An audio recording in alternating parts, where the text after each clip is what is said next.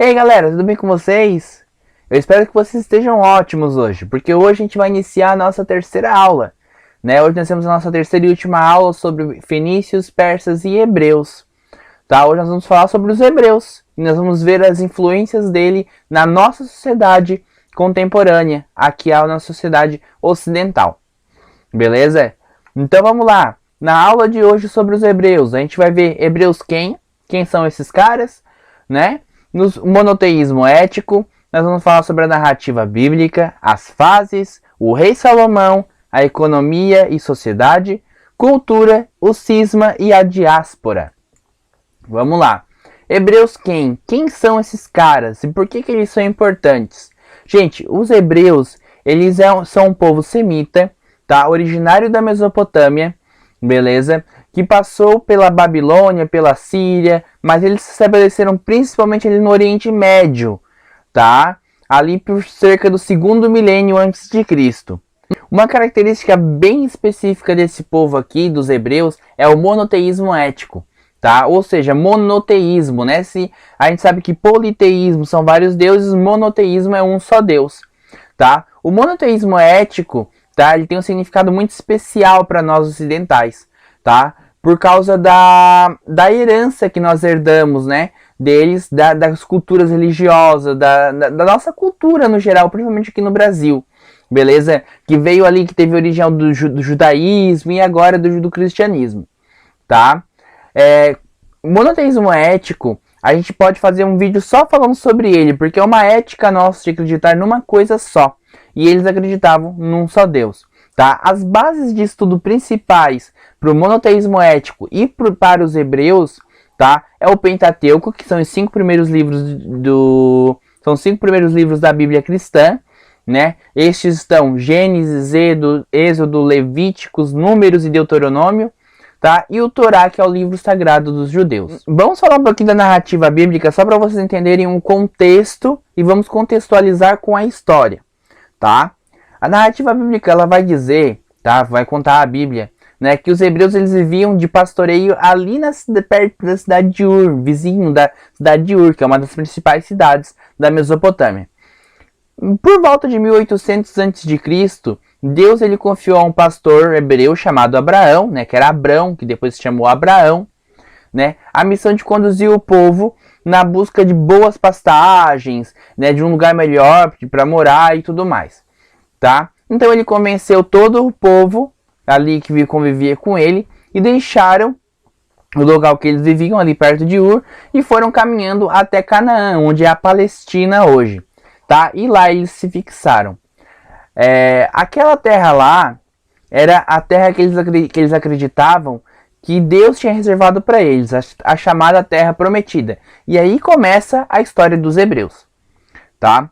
Os hebreus e as suas fases. Agora aqui eu vou contextualizar as fases, tá, da sociedade hebraica com a história, tá? E também vou associar um pouco com a história bíblica que vocês vão entender da onde que veio os hebreus, tá? Nós vamos falar aqui da história política hebraica, né, que ela é dividida em 3 fases. A primeira fase é a fase dos patriarcas, que começa lá, né, segundo a Bíblia, que é o nosso ponto inicial de estudo, e começa lá na cidade de Ur com Abraão, tá? Então, por volta de 1750, os hebreus eles migraram para o Egito por causa de uma seca terrível, né? Então, eles não tinham alimento, não tinha pastagem, então eles foram para um lugar aonde eles achavam melhor de viver. Este lugar era o Egito, supostamente à beira do rio Nilo. Como nós já estudamos, né, a gente sabe que o Egito, na época de cheia e depois da cheia, o solo é fértil. Então eles ficaram por ali. Eles tiveram até um tempo muito próspero ali ao redor perto das margens, né, do rio Nilo. Tá? Porém, eles estavam numa terra que não era deles, que não pertencia a eles, né? E nesse sentido, os faraós começaram a caçá-los, escravizá-los, matá-los, né? Nós temos aí uma longa história deles, né? Dentro dos hebreus dentro do Egito, tá?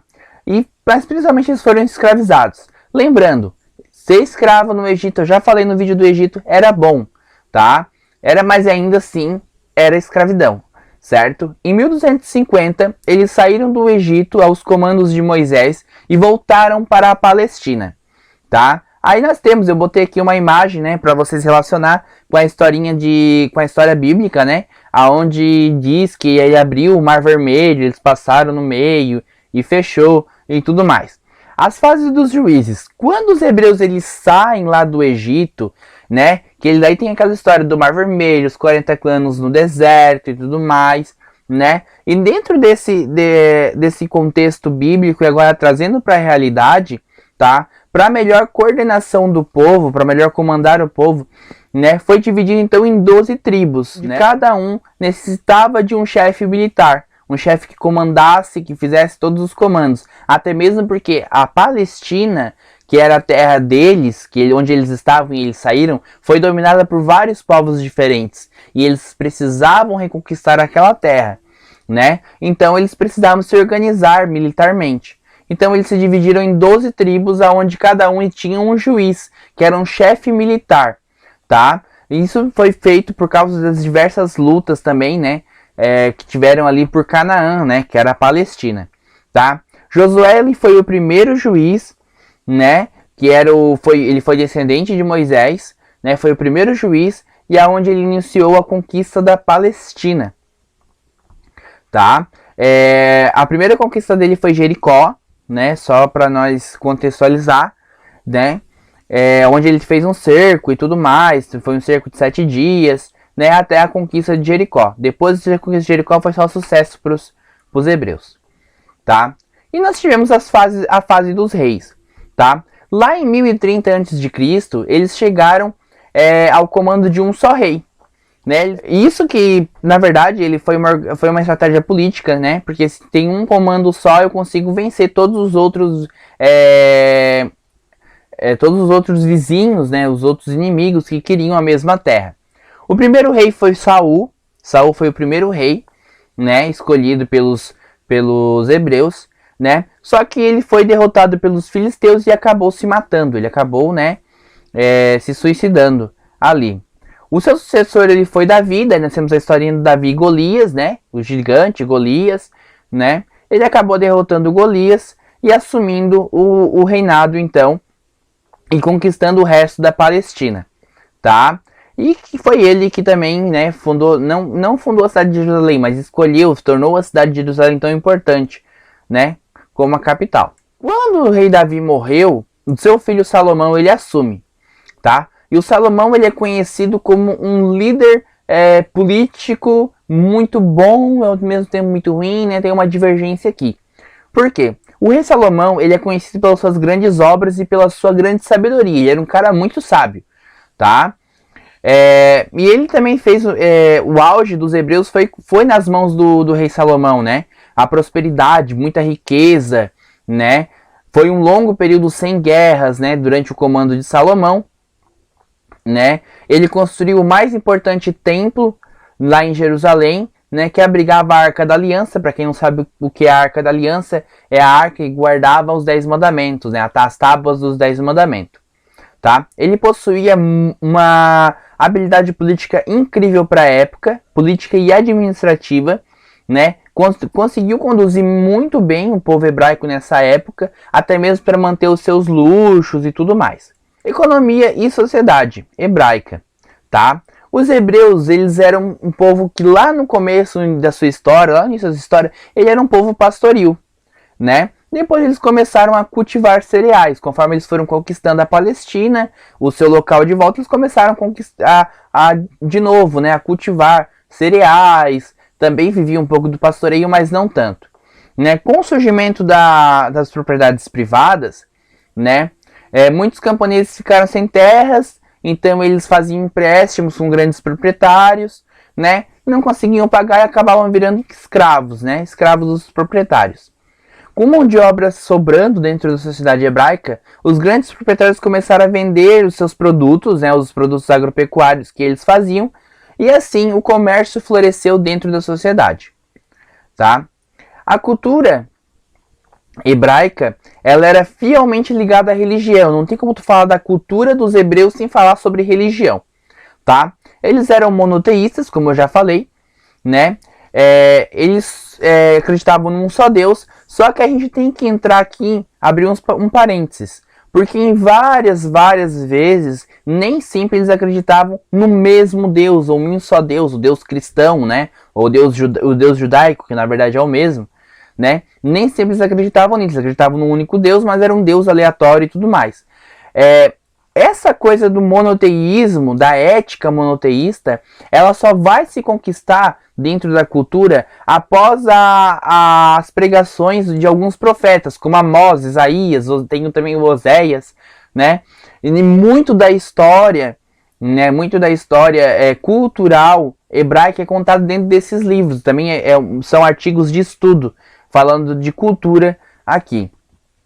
Tá? Então eles só se tornaram mesmo monoteístas, acreditando num único Deus, um Deus específico, depois da pregação desses caras.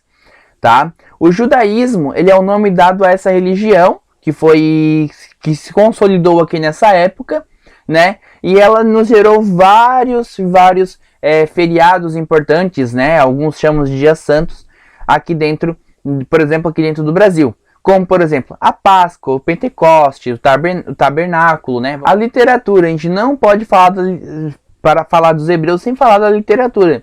Tivemos muita sabedoria, muito conhecimento dentro da literatura hebraica, tá? Além da Bíblia, que foi construída aqui dentro, né?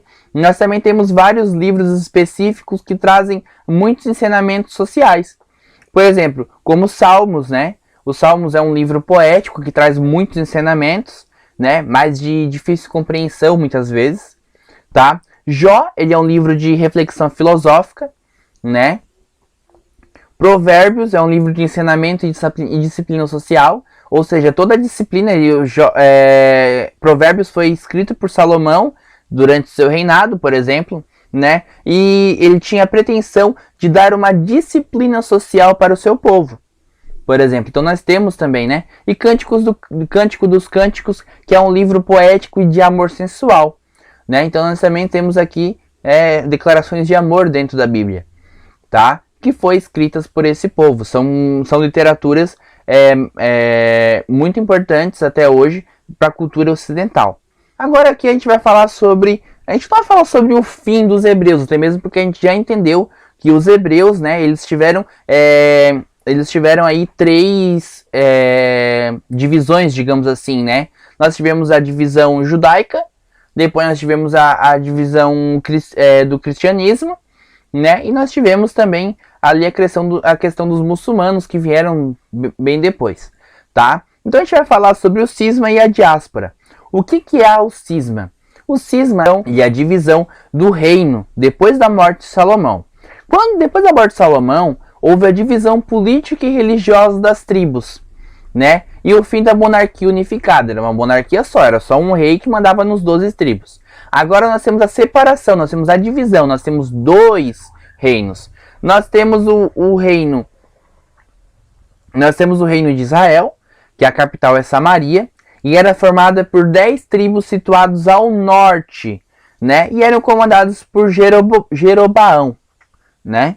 E nós temos o reino de Judá, formado por duas tribos ao sul, né? A capital era Jerusalém, né? E era liderados pelo filho mais velho de Salomão, Reoboão. Com a separação, a situação ficou difícil e fragilizada, né? Dentro dos reinos, porque antes era uma coisa só, agora eles têm que se reestruturar diferentemente, né?